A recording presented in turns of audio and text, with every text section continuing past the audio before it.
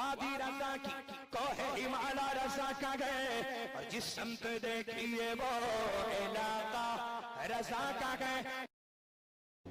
بسم اللہ الرحمن الرحیم. الحمد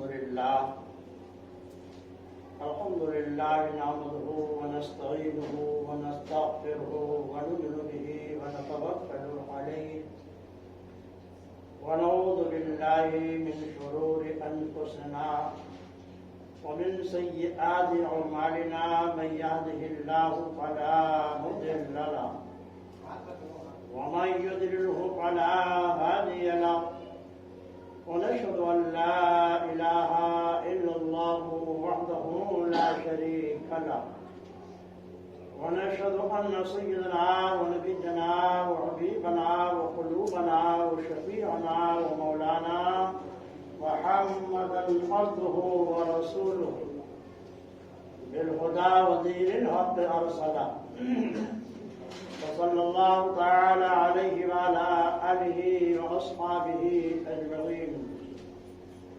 أما بعد فأعوذ بالله من الشيطان الرجيم. بسم الله الرحمن الرحيم. يا أيها الذين آمنوا إذا قمتم إلى الصلاة فاغسلوا وجوهكم وأيديكم إلى المرافق وامسحوا برؤوسكم وأرجلكم إلى الكعبين. صدق الله العظيم وبلغنا رسوله النبي الأمين الكريم ونحن على ذلك من الشاهدين والشاكرين والحمد لله رب العالمين. معزز سامعین، نوجوان دوستوں، عزیز بچوں، آئیے پہلے مراد مل کر آقائے دو جہاں شہنشاہی کون مکان رحمت عالم روحی فدا صلی اللہ علیہ وسلم کی بارگاہ ناز میں ہدیہ درود و سلام پیش کرنا. اللہم صلی علی سیدنا و نبینا مولانا محمد صلی علیہ السلام و سلام علیکہ یا رسول اللہ صلی اللہ تعالی علیہ وسلم. معزز سامعین، اسی آیت مقدسہ کے تحت مسلسل 2 جمعے سے وضو اور غسل کے مسائل آپ سماعت فرماتے چلے آ رہے ہیں. وضو میں فرائض کتنے ہیں، سنتیں کتنی ہیں، وضو ٹوٹتا کن کن چیزوں سے ہے، تفصیل سے آپ کو بتایا جا چکا ہے. غسل کن چیزوں سے فرض ہوتا ہے، غسل میں کیا چیزیں فرض ہیں، غسل کی سنتیں کیا ہیں، وہ بھی آپ کو تفصیل سے بتایا جا چکا ہے. مسئلہ یہ چل رہا تھا کہ کیا برہنہ ہو کر غسل جائز ہے. اسی تعلق سے اور پھر یہ کہ طہارت ہے ایک طریقہ تیمم ہے، طہارت ہے ایک طریقہ کپڑوں کی پاکی ہے، ان کے مسائل کیا ہیں. معزز سامعین، ایسے مقام پر غسل کرنا جو شاہراہ عام ہو، گزرگاہ ہو، راستہ ہو، جہاں سے ہمیشہ لوگ آتے جاتے رہتے ہوں. ظاہر ہے صدر پر نظر پڑنا یقینی ہے. ایسے مقام پر برہنہ ہو کر غسل کرنا یا گھٹنوں کو کھول کر کے غسل کرنا شرعاً ناجائز و حرام ہے. ایک مسئلہ تو دماغ میں بٹھا لیں، جیسے باہر من لگے ہوتے ہیں، لوگ خالی کچھا پہن کے غسل کرنا شروع کر دیتے ہیں. بچیاں گزر رہی ہیں، عورتیں گزر رہی ہیں، لوگ گزر رہے ہیں، سب کی نظریں ان کے صدر میں پڑتی ہیں. ایسے مقام پر برہنہ ہو کر غسل کرنا، ننگے ہو کر غسل کرنا یا گھٹنوں کو کھول کر کے غسل کرنا جہاں سے لوگوں کا گزرنا یقینی ہو، ناجائز و حرام ہے. آپ ایسے مقام پر غسل کر رہے ہیں جہاں پر لوگوں کا گزرنا یقینی تو نہیں ہے، مگر ظن غالب ہے کہ کوئی شخص ادھر سے آ سکتا ہے. اگر ظن غالب ہے کسی کا گزرنا تو وہاں سطر کے ساتھ غسل کرنا واجب ہے۔ اب دونوں مسئلے کا فرق سمجھ لیا۔ جہاں جس راستے سے لوگوں کا گزرنا یقینی ہے وہاں پر سطر کے ساتھ غسل کرنا فرض ہے، اور اگر گھٹنا کھل گیا یا صدر کھل گیا تو ناجائز حرام ہے۔ اور اگر آپ ایسے مقام پہ غسل کر رہے ہیں کہ وہاں کسی کا گزرنا یقینی تو نہیں مگر ظن غالب ہے، آ سکتا ہے کیونکہ یہ بھی راستہ ہے، تو ایسے مقام پر سطر کے ساتھ غسل کرنا واجب ہے۔ اور وہاں بھی اگر آپ صدر کھول کر کے نہاتے ہیں یا کچھا پہن کے نہاتے ہیں، آپ کا کان کھلا ہوا ہے اور آپ کا گھٹنا کھلا ہوا ہے، تو یہ بھی ناجائز ہے۔ سطر واجب، برائنا ہو کر غسل کرنا ناجائز۔ آپ بند غسل خانے میں غسل کر رہے ہیں، جیسے عام طور سے شہروں میں مکانوں میں غسل خانے بنے ہوتے ہیں، تب ایسی صورت میں شریعت نے برائنا ہو کر غسل کرنے کی اجازت دی، کیونکہ وہاں پر کسی کا نظر پڑنا نہ تو ظن غالب ہے اور نہ ہی یقینی ہے، محفوظ جگہ ہے۔ پھر بھی آپ کو مسئلہ بتایا گیا تھا کہ اللہ سے حیا اور شرم آنی چاہیے، اس لیے آدمی اپنے عورت غلیظہ یعنی اپنے اگلے اور پچھلے مقام تو بہتر یہی ہے کہ کسی کپڑے سے لپیٹ لے، اس کے بعد غسل کرے، اگرچہ وہ ننگے بھی نہا سکتا ہے۔ اب اسی مسئلے پر حدیث پاک آپ سماعت فرما دیں۔ مسئلہ یہ ہے کہ اگر آدمی ایسی جگہ غسل کر رہا ہے تو وہ باہر کی جگہ، مگر وہاں پہ نظر پڑنا نہ ظن غالب ہے نہ یقینی ہے۔ مثلا آپ کسی جنگل میں ہیں، وہاں پر تالاب ہے، آپ اسی جنگل میں رہتے ہیں، آپ تنہا رہتے ہیں، گورنمنٹ نے آپ کی ڈیوٹی لگا رکھی ہے، وہاں پر کوئی تالاب ہے، گڑھا ہے، اس میں پانی بھرا ہوا ہے، وہاں نہ کوئی راستہ ہے نہ شاہراہ اب ہے۔ اب وہاں اگر آپ غسل کرنا چاہے برائنا ہوگا تو غسل کرنا جائز ہے، کیونکہ وہاں نظر پڑنا نہ تو ظن غالب ہے اور نہ ہی یقینی ہے۔ اب اسی سے متعلق حدیث پاک سماعت فرمائیں۔ امام بخاری رحمۃ اللہ علیہ نے بخاری شریف میں اس واقعے کو ذکر کیا ہے، دو انبیاء کرام کے واقعات۔ ایک تو حضرت سیدنا موسیٰ کلیم اللہ علیہ السلام کا واقعہ مذکور ہے۔ ان کی قوم برائنا ہو کر کے غسل کرتے تھے، عورتیں عورتوں کے ساتھ برائنا ہو کر غسل کرتے تھے، مرد مردوں کے ساتھ برائنا ہو کر غسل کرتے تھے۔ ان کی شریعت میں درست تھا، ممانت نہیں تھی، ورنہ اگر ممانت ہوتی تو پیغمبر سے منع فرماتے۔ لیکن اس کے باوجود حضرت موسیٰ کلیم اللہ علیہ السلام کا تقوی یہ تھا، پرہیزگاری یہ تھی کہ آپ کبھی بھی برہنہ ہو کر غسل نہیں فرماتے تھے۔ کچھ لوگوں نے حضرت موسیٰ علیہ السلام کو طعنہ دیا کہ لگتا ہے کہ ان کو کوئی ایسی بیماری ہے، اس میں حدیث شریف میں آدر کا لفظ آیا ہے کہ یہ آدر ہے، عظیم القصیہ ہے، ان کا قصیہ بڑا ہوا ہے، اس لیے شرم کے مارے یہ برہنہ ہو کر غسل نہیں کرتے۔ انہوں نے ایک تہمت لگائی اللہ کے پیغمبر پر، وہی پیغمبر جو اتنے عظیم القدر اور جلیل القدر تھے،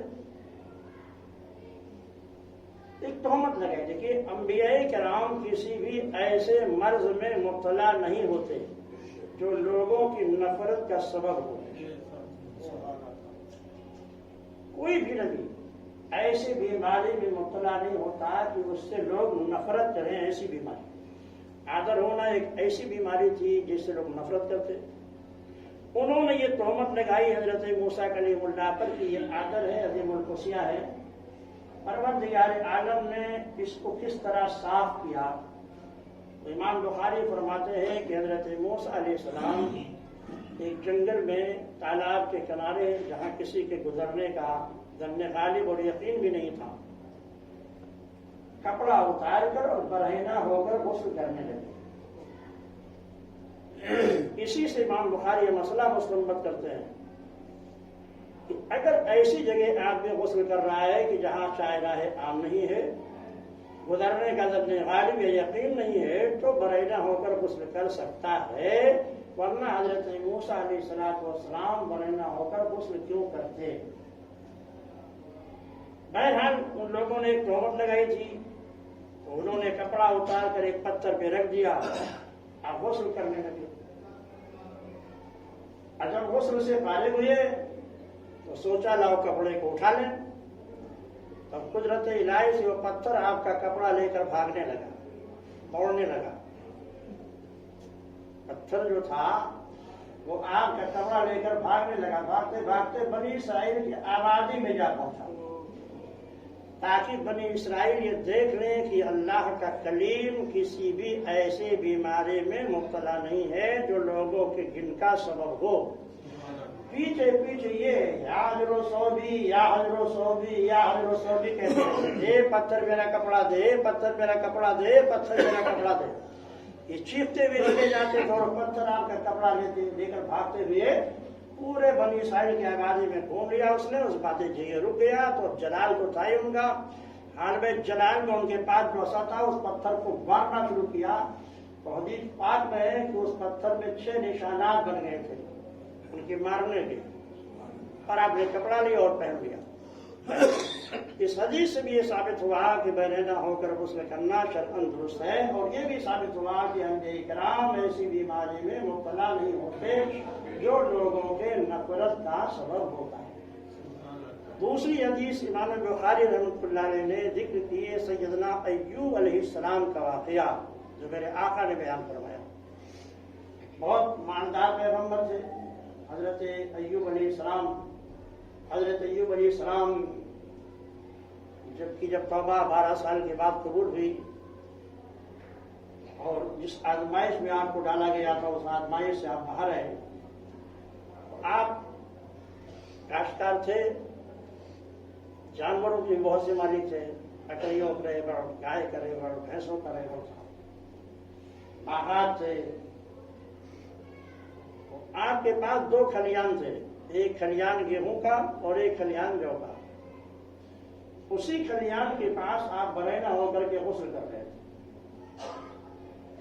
इमाम बुखारी फरमाते इससे भी ये मसला साबित होता है कि ऐसे मकाम पर जहां किसी के नजर पड़ने का यकीन न हो या ज़न्ने गालिब न हो, बरैना होकर के गुस्ल जायज है। जैसा कहते मूसा के वाक़े साबित हुआ और हज़रत अय्यूब अलैहिस्सलाम के वाक़े से साबित है। ये बरैना होकर गुस्ल फरमा रहे थे। अल्लाह की कुदरत देखिए, जो इनका खलियान था गेहूं का, उस पर सोने की टिड्डियों को उसने बरसा दिया। टिड्डियां भी सोने की, मालदार तो सही वो। अब अल्लाह जिसको नवाजना चाहता है, इसको कहते हैं ना कि किसी जब छप्पर फाड़ करके अल्लाह देता है जब किसी को देना चाहता है।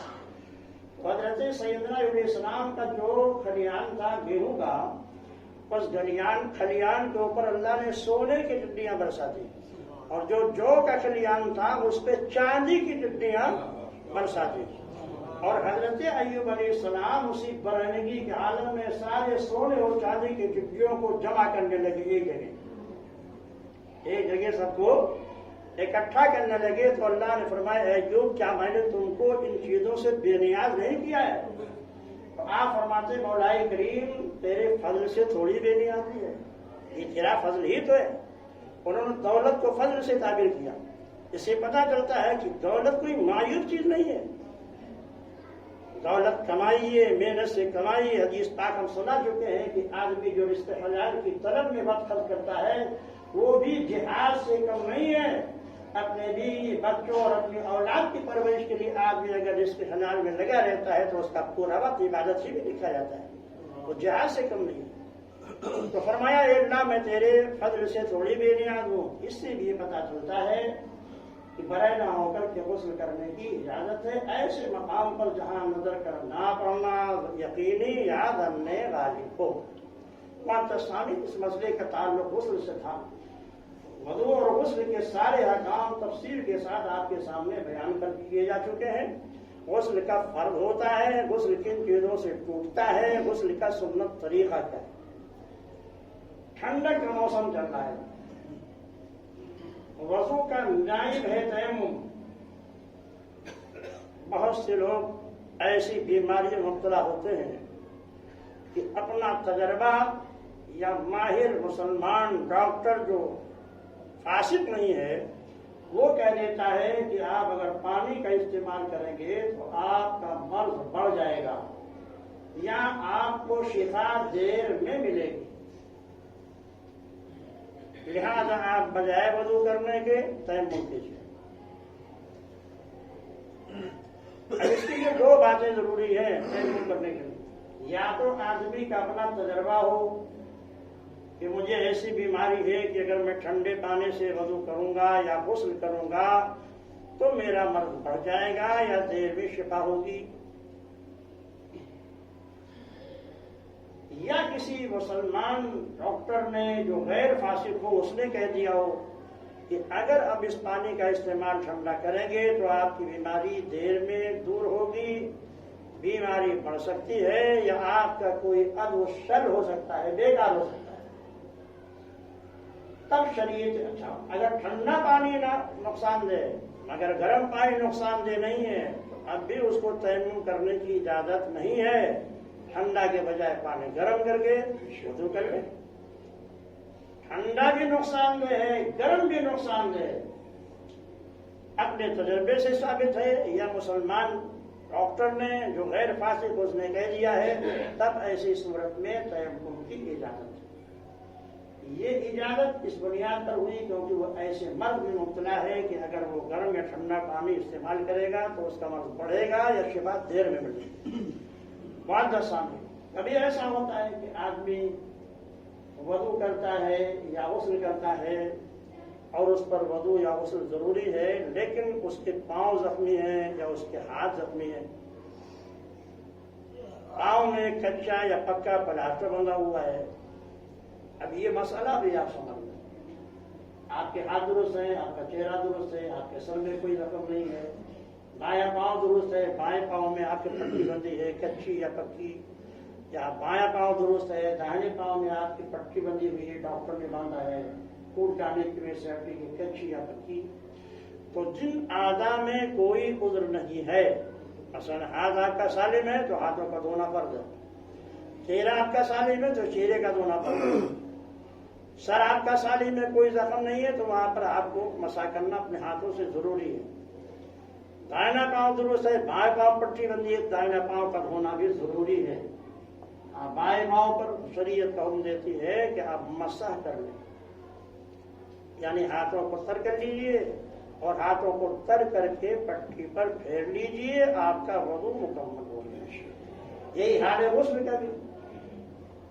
اگر ایسا مرض ہے جسم پر کہ قطعاً اسے پانی نقصان دہ ہے، پورا جسم مثلا چیچک سے پورے جسم میں بڑے بڑے چیچک نکلے ہوئے، پانی شدید نقصان دہ ہے اسی وقت میں، یا پورا جسم اس کا زخموں سے چور ہے، کوئی جسم کا حصہ باقی نہیں ہے، تب ایسی صورت میں حکم یہ ہے کہ وہ تیمم کر لے۔ وضو کا ہے تو تیمم کر لے، غسل کا ہے تو بھی تیمم کر لے۔ وہ یہ بھی کر سکتا ہے کہ اپنے پاؤں پر اور اپنے اس پر اگر کوئی کپڑا رکھ کر کے وہ مسح کر سکتا ہے، لیکن جب بھی تیمم کی اجازت نہیں ہے۔ جیسے زخم ہے ہاتھ میں، ایسا زخم ہے کہ پانی جائے گا تو نقصان دہ ہے، تو کپڑا لپیٹ لیں اور اس کپڑے پہ ایسے مسح کریں، ابھی بھی تیمم کی اجازت ہے۔ تیمم کی اجازت اس وقت ہے جب آدمی کو جان کا خوف ہو، کنواں موجود ہے، آپ کا دشمن وہاں موجود ہے، آپ جائیں گے گولی مار دے گا، کنواں موجود ہے، وہاں شیر بیٹھا ہوا ہے، آپ جائیں گے پاڑ کھا جائے گا، کنواں یا تالاب موجود ہے، وہاں اژدہا بیٹھا ہوا، آپ جائیں گے ڈس لے گا۔ ایسی صورت میں آپ پانی کے استعمال پہ قادر نہیں، شریعت کہتی ہے تیمم کر لیجیے۔ پانی بہت دور ہے، نماز کا وقت جا رہا ہے، آپ کے پاس پانی موجود نہیں ہے، قرآن کہتا ہے فَإِن لَمْ تَجِدُوا مَاءً فَتَيَمَّمُوا صَعِيدًا طَيِّبًا، اگر تم پانی کے استعمال پہ قادر نہیں ہو، پانی نہیں پاتے، تو پاک مٹی سے تیمم کرو۔ آپ راستے میں سفر کر رہے ہیں، جنگل میں جا رہے ہیں، صحرا کا سفر کر رہے ہیں، پانی کہیں موجود نہیں ہے، تو فقہاء اسلام نے فرمایا کہ اگر اس کے گمان میں یہ غالب ہے کہ دائیں یا بائیں یا پیچھے یا آگے کہیں پانی موجود ہے، اور وقت گزرنے سے پہلے وہ پا لے گا پانی کو، تب اس کو حکم ہے کہ پانی تلاش کرے، واجب ہے پانی ڈھونڈنا، پیچھے 1 کلومیٹر تک، دائیں 1 کلومیٹر تک، بائیں 1 کلومیٹر تک، اور سامنے 2 کلومیٹر تک، یعنی یہ دائرہ ہے کہ اتنے میں پانی کی طلب واجب ہے۔ پانی مل گیا تو وضو کر لے، اور اگر پانی نہیں مل سکا تو وہ تیمم کر کے نماز پڑھ لے گا۔ تیمم میں وضو میں 4 فرض تھے، غسل میں 2 فرض تھے، تیمم میں 2 فرض ہیں۔ ایک ہے نیت اور دوسرا ہے 2 مرتبہ ہاتھوں کو زمین پر مارنا۔ غسل فرض ہے یا تیمم، یہ وضو فرض ہے، دونوں کے تیمم کا طریقہ ایک ہے، صرف نیت کا فرق ہوگا۔ اگر آپ وضو کا تیمم کرنا چاہتے ہیں تو طہارت صغریٰ کی نیت کریں گے، اور اگر آپ غسل کا تیمم کرنا چاہتے ہیں تو طہارت کبریٰ کی نیت کریں گے، بڑی پاکی، چھوٹی پاکی۔ وضو کی نیت ہے تو بھی نیت کر لیجیے، اللہ میں اس لیے تیمم کرتا ہوں تاکہ نماز وغیرہ جو بغیر طہارت کے جائز نہیں ہے وہ میرے لیے جائز ہو جائے۔ اردو میں اس لیے بتا دیا کہ عربی آپ کو نہیں آپ کر سکتے ہیں، مگر غسل کی نیت کر ہی سکتے ہیں آپ، یہ اللہ میں تیمم اس لیے کر رہا ہوں تاکہ نماز وغیرہ، قرآن کا چھونا وغیرہ جائز ہو جائے، جو بغیر طہارت کے جائز نہیں ہے۔ غسل کی نیت میں کریں گے، اللہ مجھ پر غسل کرنا فرض ہے، میں اس لیے تیمم کر رہا ہوں غسل کی نیت سے تاکہ نماز وغیرہ پڑھنا، قرآن وغیرہ پڑھنا ہمارے لیے جائز ہو جائے۔ تو ایک تو نیت فرض ہے، دوسرا ہے دونوں ہاتھوں کو ایسے کشادہ کرنا، ایسے ملائیں گے نہیں، انگلیاں ایسے کشادہ کر لیں اور کشادہ کر کے انگلیوں کو مٹی پہ ماریں۔ آسان طریقہ یہ ہوتا ہے کہ پاک و صاف مٹی کا وہ سکھا کر کے رکھ لیں اپنے پاس، یا اگر آپ کے گھر کی دیوار مٹی کی ہے تو آپ اس میں بھی مار سکتے ہیں۔ زمین یا زمین کے جن سے جو بھی چیزیں ہیں، یہاں تک کہ سنگ مرمر پر بھی آپ اپنے ہاتھوں کو تیمم کی نیت سے مار سکتے ہیں۔ تیمم کی نیت سے دونوں ہاتھوں کو آپ انگلیوں کو کشادہ کر کے ماریے۔ اب اگر دھول زیادہ لگ گیا ہے تو شریعت حکم دیتی ہے کہ اس کو ایسے جھاڑ لیجیے تاکہ آپ کا چہرہ سادھو کی طرح مسئلہ نہ ہو جائے۔ شریعت نے مسئلہ سے منع کیا ہے، یوں مارا، یوں جھاڑ دیا، اور پھر پورے چہرے پر دونوں ہاتھوں کو اس طرح پھیر دیجیے کہ جیسے پانی پہنچتا تھا ایسے آپ کا ہاتھ بھی وہاں پہنچ جائے۔ آپ نے چہرے پہ پھیر لیا، پھر دونوں ہاتھوں کو ماریے مٹی پر، ایک ضربہ پہلے، دوسرا ضربہ دوبارہ مارنا، پھر اس کے بعد پھر جھاڑ دیجیے، اور پھر ایسے کرتے ہوئے بائیں ہاتھ کو یہاں کوہنیوں تک لائیے، پھر ادھر سے لے جائیے، اس پاس پھیرال دیجیے، پھر ادھر سے ایسے لائیے اور پھر ایسے لے جا کر کے انگلیوں میں اس طرح ہاتھ پھیریے کہ کوئی حصہ ہاتھ پھیرنے سے رہ نہ جائے۔ آپ کا تیمم ہو گیا۔ معزز سامعین، آپ صبر کر رہے ہیں، چند لوگ، آپ کے ساتھی کے ساتھ پانی ہے، آپ کے پاس نہیں ہے، تو نماز پڑھنے سے پہلے آپ ایک مرتبہ سے مانگ لیجئے پانی، کیونکہ عام طور سے پانی کے تعلق سے یہ تمام مسلمانوں میں رواج ہے کہ وہ روکتے نہیں، دے دیتے ہیں۔ آپ نے طلب کیا، اس نے پانی دے دیا تو اب بھی تیمم جائز نہیں، اب آپ اس سے طلب کر کے وضو کر لیجیے، نماز پڑھ لیجیے۔ آپ نے مانگا، اس نے کہا ایسے نہیں دیں گے، خرید لو مجھ سے پانی، ایسا لے لو تو ہم دیں گے۔ آپ کے پاس پیسہ موجود ہے اور وہ اتنا ہی پیسہ مانگ رہا ہے جتنا پیسہ بازار میں اس بوتل کی قیمت ہے، اس سے زیادہ نہیں مانگ رہا ہے، تو خریدنا واجب ہے۔ اب بھی دیکھیے تیمم جائز نہیں ہے، پانی خریدیے اور خریدنے کے بعد اس سے وضو کیجیے۔ ہاں اگر وہ زیادہ مانگ رہا ہے، بازار میں صاحب 20 روپے، وہ کہہ رہا 50 روپے لیں گے تو دیں گے، تو اس کو غبن فاحش کہتے ہیں۔ شریعت میں کسی چیز کی قیمت اتنا زیادہ لینا ناپسند ہے، یا اس کے پاس پیسہ ہی نہیں ہے کہ وہ خرید سکے، تب ایسی صورت میں بھی اس کو تیمم کرنے کی اجازت ہے وہ تیمم کر کے نماز ادا کر سکتا ہے۔ اس لیے معزز سامعین، ذرا سی معمولی ٹھنڈک کی وجہ سے کچھ لوگ جاڑے کے موسم میں تیمم کر لیتے ہیں، تو شریعت کا حکم سمجھیے، ٹھنڈا پانی استعمال کرنا بھی مضر ہو، گرم پانی بھی استعمال کرنا مضر ہو، تبھی تیمم کی اجازت ہے۔ کوئی عورت حیض سے پاک ہوئی، نفاس سے پاک ہوئی، بیمار ہے وہ، تو نماز تو معاف ہی نہیں، بیماری کی حالت میں بھی۔ اب ایسی عورت کیا کرے؟ بیمار ہے، پانی وہ استعمال نہیں کر سکتی، نہ گرم نہ ٹھنڈا، ڈاکٹر نے منع کر دیا ہے کہ جسم سل ہو جائے گا، بیمار ہو جائے گی، تو ایسی عورت بھی غسل کی نیت سے تیمم کر لے، اور جب نماز کا وقت ہو تو تیمم کر کے وہ نمازوں کو ادا کرتی رہے۔ نماز معاف نہیں ہے، کھڑے ہو کر پڑھ سکتی ہے، کھڑے ہو کر پڑھے، بیٹھ کر پڑھ سکتی ہے، بیٹھ کر پڑھے، لیٹ کر کے پڑھ سکتی ہے تو اپنے سرہانے وہ چادر جو ہے وہ تکیہ لگا لے، قبلہ کی طرف پاؤں کر کے پاؤں کو سمیٹ لے اور اشارے سے نماز پڑھے، جو مردوں کا ہے۔ یہ ان عورتوں کے لیے ہے جو ایسی بیماری مبتلا ہو اور حیض و نفاس سے پاک ہوئی ہو تو غسل فرض تھا، اب غسل پہ وہ قادر نہیں ہے تو شریعت مطہرہ نے غسل کی نیت سے ان کو تیمم کرنے کی اجازت دی۔ آپ بالکل تندرست و توانا ہے، کوئی بیماری آپ کو نہیں ہے، مگر آپ کی آنکھ فجر کے وقت ایسے وقت کھلتی ہے کہ بس 1 منٹ رہ جاتا ہے نماز فجر کا، اور آپ کو نہانے کی حاجت ہے۔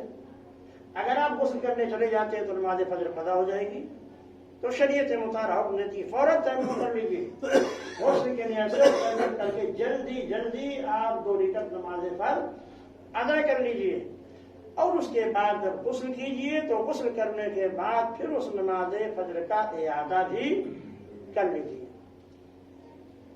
یہ مسئلہ بھی اچھی طرح دماغ میں آپ بٹھا لیجیے کہ اگر آپ ایسے وقت میں رکے کہ بس 1 منٹ یا 2 منٹ رہ گیا تھا وقت نماز فجر کا، اور اگر آپ غسل میں مصروف ہوتے ہیں تو نماز قضا ہو جائے گی، تو ایسی صورت میں آپ فوراً غسل کی نیت سے تیمم کر لیجیے اور نماز فجر کو ادا کر لیجیے، اور جب دہائیے تو اب یہ نماز فجر ادا کرنے سے آپ کو یہ اجر ملا کہ آپ کی نماز قضا ہونے سے بچ گئی، آپ پر گناہ نہیں ہوا، کیونکہ آپ کے پاس جتنی طاقت تھی وہ پوری قوت آپ نے فرض کی ادائیگی میں لگا دی۔